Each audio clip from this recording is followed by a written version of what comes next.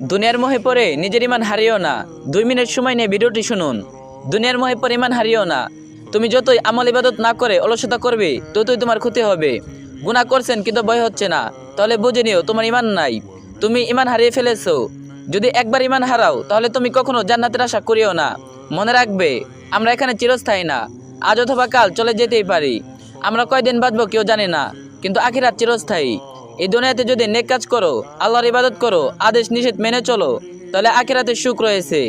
আর যদি দুনিয়ার মোহে পড়ে দিনের পর দিন পাপ কাজ করো, তাহলে আখিরাত তোমাকে শান্তিতে থাকতে দিবে না, তিলে তিলে শেষ করে দিবে।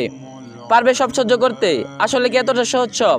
মানুষ তো বেশ সুখে আছে, না আছে আখিরাত নিয়ে কোনো চিন্তা, না আছে কবরের আযাব নিয়ে চিন্তা, না আছে রবের আযাবের চিন্তা। আল্লাহ কি আমাদের এমনি এমনি সৃষ্টি করেছেন নাকি? আমরা কি দুনিয়াতে সুখে শান্তিতে জীবনযাপন করতে আসছি নাকি? না, আমাদের আল্লাহ ইবাদতের জন্য সৃষ্টি করেছে। আমরা এখানে তার ইবাদত করার জন্য আসছি, সুখে শান্তিতে বসবাস করার জন্য নয়।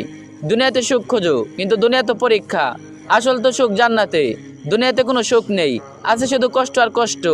এই কষ্ট যদি সহ্য করতে পারো, তাহলে কাল জান্নাতে হাসবে, শান্তিতে বসবাস করবে চিরস্থায়ী। না থাকবে কোনো দুঃখ, না থাকবে কোনো হতাশা। সুখ কাকে বলে, কত প্রকার, কি কি সব জানতে পারবে চিরস্থায়ী জান্নাতে। তবে কেন এত সুখের জায়গাটা নিমিষে ধ্বংস করে দিচ্ছ? কেন দুনিয়ায় নিয়ে পড়ে আসো? কেন বলো, কি আছে এই দুনিয়াতে?